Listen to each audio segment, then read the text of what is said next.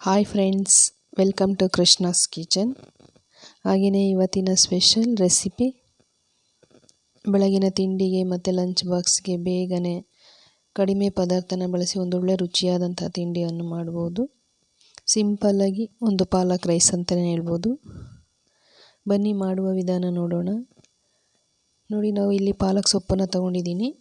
ಒಂದೆರಡು ಕಟ್ಟಷ್ಟು ಪಾಲಕ್ ಸೊಪ್ಪು ಎಲ್ಲನೂ ನೀಟಾಗಿ ತೊಳೆದ್ಬಿಟ್ಟು ಚಿಕ್ಕದಾಗೆಲ್ಲ ಕಟ್ ಮಾಡಿಬಿಟ್ಟು ರೆಡಿ ಮಾಡಿ ಇಟ್ಕೊಂಡಿದ್ದೀನಿ. ಈಗ ಇದನ್ನು ಸೈಡ್ಗೆ ಇಟ್ಬಿಡೋಣ. ನೋಡಿ, ಈ ಕಡೆನ ಒಂದು ಸ್ಟವ್ನ ಆನ್ ಮಾಡಿ ಒಂದು ಕಡಾಯಿನ ಬಿಸಿಗೆ ಇಟ್ಟಿದ್ದೀನಿ. ಇದಕ್ಕೆ ಒಂದು 3-4 ಟೇಬಲ್ ಸ್ಪೂನ್ ಅಷ್ಟು ಎಣ್ಣೆನ ಹಾಕ್ಕೊಂಡಿದ್ದೀನಿ. ಎಣ್ಣೆ ಬಿಸಿಯಾಗಿದ್ದ ನಂತರ ಇದಕ್ಕೆ ಒಂದು 4-5 ಹಸಿಮೆಣಸಿನ್ಕಾಯಿನ ಹಾಕ್ಕೊಂಡಿದ್ದೀನಿ. ಅಂದರೆ ಖಾರಕ್ಕೆ ಎಷ್ಟು ಬೇಕಾಗುತ್ತೋ ಅಷ್ಟು. ನಮಗೆ ಖಾರ ಸ್ವಲ್ಪ ಜಾಸ್ತಿ ಬೇಕಂದರೆ ಸ್ವಲ್ಪ ಜಾಸ್ತಿನೇ ಹಾಕ್ಕೋಬೋದು. ನಾನಿಲ್ಲಿ ನಮಗೆ ಎಷ್ಟು ಬೇಕಾಗುತ್ತೋ ಅಷ್ಟು ಹಾಕ್ಕೊಂಡಿದ್ದೀನಿ. ಮತ್ತು ಸ್ವಲ್ಪ ಬೆಳ್ಳುಳ್ಳಿ ಹಾಕ್ಕೊಂಡಿದ್ದೀನಿ. ಹಾಗೆ ಒಂದು 2 ಈರುಳ್ಳಿ ಅಷ್ಟು ಕಟ್ ಮಾಡಿಬಿಟ್ಟು ಹಾಕಿದ್ದೀನಿ. ಮತ್ತು ಒಂದು 2 ಇಂಚ್ ಆಗೋಷ್ಟು ಹಸಿ ಶುಂಠಿನ ಹಾಕ್ಕೊಂಡಿದ್ದೀನಿ. ಈಗ ಇದಿಷ್ಟನ್ನು ಚೆನ್ನಾಗಿ ಫ್ರೈ ಮಾಡ್ಕೋಬೇಕು. ಉರಿನ ಸ್ವಲ್ಪ ಮೀಡಿಯಮ್ ಫ್ಲೇಮಲ್ಲಿ ಇಟ್ಕೊಂಡೇ ಒಂದು 4-5 ನಿಮಿಷ ಎಣ್ಣೆಯಲ್ಲಿ ಎಲ್ಲನೂ ನೀಟಾಗಿ ಮಿಕ್ಸ್ ಮಾಡಿಕೊಂಡು ಫ್ರೈ ಮಾಡ್ಕೋಬೇಕು. ಅಂದರೆ ಈರುಳ್ಳಿ ಸ್ವಲ್ಪ ಕಲರ್ ಚೇಂಜ್ ಆಗೋ ತನಕ ಫ್ರೈ ಮಾಡಿಕೊಂಡ್ರೆ ಸಾಕು. ನೋಡಿ, ಈಗ ಇದೆಲ್ಲ ಫ್ರೈ ಆಗಿದೆ. ಇದನ್ನು ಒಂದು ಸಪ್ರೇಟಾಗಿ ಒಂದು ಬೌಲ್ಗೆ ಎತ್ತಿಟ್ಬಿಟ್ಟಿದ್ದೀವಿ. ಈಗ ಅದೇ ಬಾಣಲೆಗೆ ಸೊಪ್ಪನ್ನ ರೆಡಿ ಮಾಡಿಟ್ಟಿದ್ವಲ್ಲ, ಸೊಪ್ಪನ್ನ ಹಾಕ್ಕೊಂಡಿದ್ದೀವಿ. ಈಗ ಸೊಪ್ಪು ಚೆನ್ನಾಗಿ ಫ್ರೈ ಮಾಡ್ಕೋಬೇಕಂದ್ರೆ ಸ್ವಲ್ಪ ಸಾಫ್ಟ್ ಆಗೋ ತನಕ ಫ್ರೈ ಮಾಡ್ಕೋಬೇಕು. ನೋಡಿ, ಈ ರೀತಿಯಾಗಿ ಸೊಪ್ಪನ್ನು ಚೆನ್ನಾಗಿ ಫ್ರೈ ಆಗಿದೆ. ಈಗ ಇದನ್ನು ನಾವು ಸ್ಟವ್ ಆಫ್ ಮಾಡಿಬಿಟ್ಟು ಇದನ್ನ ಒಂದು 5 ನಿಮಿಷ ತಣ್ಣಗಾಗೋದಕ್ಕೆ ಬಿಡಬೇಕು. ನೋಡಿ, ಈಗ ಇದನ್ನ ತಣ್ಣಗಾಗೋದಕ್ಕೆ ಬಿಟ್ಟಿದ್ದೀವಿ. ಈ ಕಡೆ ನಾನು ಒಂದು ಮಿಕ್ಸಿ ಜಾರ್ನ ತೊಗೊಂಡಿದ್ದೀನಿ. ಈ ಮಿಕ್ಸಿ ಜಾರ್ಗೆ ನಾವು ಮುಂಚೆನೇ ಫ್ರೈ ಮಾಡ್ಕೊಂಡಿದ್ವಲ್ಲ, ಅದಿಷ್ಟನ್ನು ಈಗ ಜಾರಲ್ಲಿ ಹಾಕ್ಕೊಂಡು ಮತ್ತು ಫ್ರೈ ಮಾಡಿರುವಂತಹ ಪಾಲಕ್ ಸೊಪ್ಪನ್ನು ಸಹ ಈಗ ಮಿಕ್ಸಿ ಜಾರ್ಗೆ ಹಾಕ್ಕೊಂಡಿದ್ದೀನಿ. ಇದಕ್ಕೆ ಒಂದು ಅರ್ಧ ಟೀ ಗ್ಲಾಸ್ ಅಷ್ಟು ನೀರನ್ನು ಹಾಕ್ಕೊಂಡಿದ್ದೀನಿ. ಈಗ ನೋಡಿ, ಇದನ್ನ ಮಿಕ್ಸಿನಲ್ಲಿ ನೈಸಾಗಿ ರುಬ್ಕೋಬೇಕು. ನೋಡಿ, ಈ ರೀತಿ ನೈಸಾಗಿ ಪೇಸ್ಟ್ ಥರ ರುಬ್ಬಿ ರೆಡಿ ಮಾಡಿಟ್ಟಿದ್ದೀವಿ. ಈಗ ಇದನ್ನು ಪಕ್ಕಕ್ಕೆ ಇಟ್ಬಿಟ್ಟು ಈ ಕಡೆ ನಾವು ಸ್ಟವ್ನ ಆನ್ ಮಾಡಿ ಒಂದು ಕುಕ್ಕರ್ನ ಇಟ್ಟಿದ್ದೀನಿ. ಕುಕ್ಕರ್ಗೆ ಒಂದು 4-5 ಟೇಬಲ್ ಸ್ಪೂನ್ ಅಷ್ಟು ಎಣ್ಣೆನ ಹಾಕ್ಕೊಂಡಿದ್ದೀನಿ. ಮತ್ತು ಎಣ್ಣೆ ಬಿಸಿಯಾಗಿದ್ದ ನಂತರ ಇದಕ್ಕೆ ಒಂದು ಇಂಚಷ್ಟು ಚಕ್ಕೆ ಮತ್ತು 2 ಲವಂಗ ಹಾಕ್ಕೊಂಡಿದ್ದೀವಿ. ಹಾಗೆಯೇ ಉದ್ದ ಸೀಳಿರುವಂಥ 2 ಮೆಣಸಿನ್ಕಾಯಿ, ಹಸಿಮೆಣಸಿನ್ಕಾಯಿ ಮುಂಚೆನೇ ರುಬ್ಬಿರೋದ್ರಿಂದ ಈಗ ಇಲ್ಲಿ ಒಂದು 2 ಅಷ್ಟೇ ಮೆಣಸಿನ್ಕಾಯಿನ ಹಾಕ್ಕೊಂಡಿದ್ದೀನಿ. ಮತ್ತು ಸ್ವಲ್ಪ ಈರುಳ್ಳಿ, ಹಾಗೆಯೇ ಸ್ವಲ್ಪ ಕರಿಬೇವು ಸೊಪ್ಪನ್ನು ಹಾಕ್ಕೊಂಡಿದ್ದೀವಿ. ಇದಿಷ್ಟನ್ನು ನೀಟಾಗಿ ಫ್ರೈ ಮಾಡ್ಕೋಬೇಕು. ನೋಡಿ, ಎಣ್ಣೆಯಲ್ಲಿ ಈರುಳ್ಳಿ ಎಲ್ಲ ಚೆನ್ನಾಗಿ ಫ್ರೈ ಆಗ್ತಾ ಇದೆ. ಈಗ ಈರುಳ್ಳಿ ಸ್ವಲ್ಪ ಚೆನ್ನಾಗಿ ಕಲರ್ ಚೇಂಜ್ ಆಗೋ ತನಕ ಫ್ರೈ ಆಗಿದೆ. ಈರುಳ್ಳಿ ಫ್ರೈ ಆಗಿದ ನಂತರ ಇದಕ್ಕೆ ಚಿಕ್ಕದಾಗಿ ಕಟ್ ಮಾಡಿ ಇಟ್ಟಿರುವಂತಹ ಟೊಮೆಟೊನೂ ಈಗ ಹಾಕ್ಕೊಂಡಿದ್ದೀವಿ. ಟೊಮೆಟೊ ಹಸಿ ವಾಸನೆ ಹೋಗಬೇಕು. ಹಾಗೆಯೇ ಸ್ವಲ್ಪ ಸಾಫ್ಟಾಗಿ ಕೂಡ ಬೇಯಬೇಕು. ಒಂದು 3-4 ನಿಮಿಷ ಇದನ್ನ ಚೆನ್ನಾಗಿ ಮಿಕ್ಸ್ ಮಾಡ್ಕೊಂಡು ಫ್ರೈ ಮಾಡ್ಕೋಬೇಕು. ನೋಡಿ, ಈ ರೀತಿಯಾಗಿ ಎಲ್ಲನೂ ನೀಟಾಗಿ ಮಿಕ್ಸ್ ಮಾಡ್ಕೊಂಡಿದ್ದೀವಿ. ಈಗ ಇದು ಚೆನ್ನಾಗಿ ಫ್ರೈ ಆಗಿದೆ. ಇದಕ್ಕೇ ನಾವು ಮುಂಚೆನೇ ರುಬ್ಬಿ ರೆಡಿ ಮಾಡಿಟ್ಟಿರುವಂತಹ ಮಸಾಲಾನ ಈಗ ಸೇರಿಸ್ಕೊತಾ ಇದ್ದೀವಿ.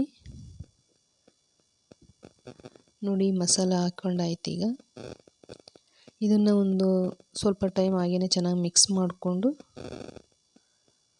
ಸಣ್ಣ ಉರಿನಲ್ಲಿ ಒಂದು 5 ನಿಮಿಷ ಕುದಿಸ್ಕೋಬೇಕು. ಮಸಾಲೆ ಎಲ್ಲ ಒಂದು 2 ನಿಮಿಷ ಕುದಿಯೋ ಅಷ್ಟರಲ್ಲಿ ನೋಡಿ, ಈ ಕಡೆ ನಾನು ಒಂದು ಬೌಲ್ನ ತೊಗೊಂಡಿದ್ದೀನಿ. ಅದಕ್ಕೆ 1 ಗ್ಲಾಸ್ ಅಷ್ಟು ಅಕ್ಕಿನ ತೊಗೊಂಡಿದ್ದೀನಿ. ಮಾಮೂಲಿ ಮನೆಯಲ್ಲೇ ಬಳಸ್ತಕ್ಕಂಥ ಮಸೂರನೇ ತೊಗೊಂಡಿದ್ದೀನಿ. ಇದಕ್ಕೆ ಸ್ವಲ್ಪ ನೀರನ್ನು ಹಾಕ್ಬಿಟ್ಟು ಚೆನ್ನಾಗಿ ತೊಳ್ಕೊಬೇಕು. ನೋಡಿ, ನೀಟಾಗೆಲ್ಲ ತೊಳೆದ್ಬಿಟ್ಟು ಈ ಕಡೆ ಕುದೀತಾ ಇರುವಂಥ ಮಸಾಲೆಗೆ ಈ ಅಕ್ಕಿನ ಈಗ ಹಾಕ್ಕೋಬೇಕು.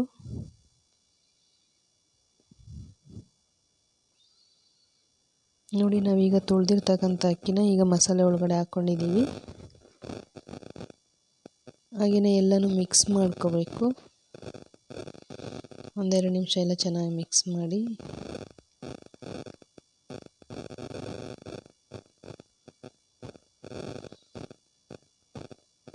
ಒಂದು ಗ್ಲಾಸ್ ಅಕ್ಕಿನ ತೊಗೊಂಡಿರೋದ್ರಿಂದ ನಾನಿಲ್ಲಿ 2 ಗ್ಲಾಸ್ ಅಷ್ಟು ನೀರನ್ನು ಹಾಕ್ಕೊಳ್ತಾ ಇದ್ದೀನಿ. ರೈಸ್ ಸ್ವಲ್ಪ ಸಾಫ್ಟಾಗಿ ಸ್ವಲ್ಪ ಸ್ಮೂತಾಗಿ ಬೇಕಂದರೆ ಇನ್ನೂ ಸ್ವಲ್ಪ ನೀರನ್ನ ಎಕ್ಸ್ಟ್ರಾ ಸೇರಿಸ್ಕೋಬೋದು. ಮತ್ತು ಇಲ್ಲಿ ರುಚಿಗೆ ತಕ್ಕಷ್ಟು ಉಪ್ಪು, ನಮಗೆ ಉಪ್ಪು ಎಷ್ಟು ಬೇಕಾಗುತ್ತೋ ಅಷ್ಟು. ನಾನಿಲ್ಲಿ 1 ಟೇಬಲ್ ಸ್ಪೂನಷ್ಟು ನೈಸ್ ಉಪ್ಪನ್ನು ಹಾಕ್ಕೊಳ್ತಾ ಇದ್ದೀನಿ. ಉಪ್ಪು ಹಾಕಿದ ತಕ್ಷಣ ಎಲ್ಲನೂ ಮಿಕ್ಸ್ ಮಾಡ್ಕೋಬೇಕು. ನೋಡಿ, ಎಲ್ಲನೂ ಈ ರೀತಿ ಮಿಕ್ಸ್ ಮಾಡಿ ಈಗ ನಾವು ಇದಕ್ಕೆ ಕುಕ್ಕರ್ ಕ್ಯಾಪ್ನ ಕ್ಲೋಸ್ ಮಾಡ್ತಾ ಇದ್ದೀನಿ.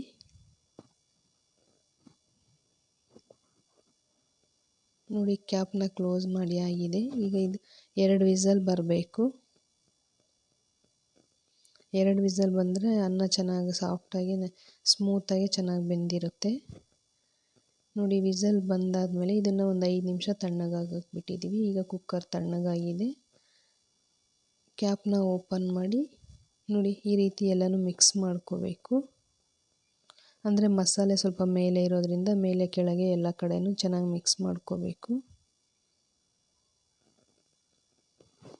ಫೈನಲಿ ಈ ರೀತಿಯಾಗಿ ಪಾಲಕ್ ರೈಸ್ ರೆಡಿಯಾಗಿದೆ. ಹಾಗೆ ನಿಮಗೂ ವಿಡಿಯೋ ಇಷ್ಟ ಆದರೆ ಈ ರೀತಿಯೂ ಒಂದು ಸಲ ಟ್ರೈ ಮಾಡಿ, ಖಂಡಿತ ತುಂಬ ಚೆನ್ನಾಗಿರುತ್ತೆ.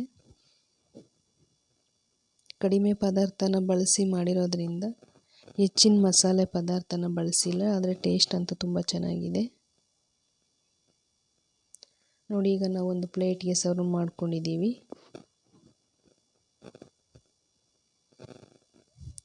ಹಾಗೆಯೇ ನಿಮಗೂ ಇಷ್ಟ ಆದರೆ ಲೈಕ್ ಮಾಡಿ, ಶೇರ್ ಮಾಡಿ, ಕಮೆಂಟ್ ಮಾಡಿ ಮತ್ತು ಕೃಷ್ಣಾಸ್ ಕಿಚನ್ಗೆ ಸಬ್ಸ್ಕ್ರೈಬ್ ಮಾಡಿ, ಹಾಗೆಯೇ ಸಪೋರ್ಟ್ ಮಾಡಿ. Thank you for watching. Bye.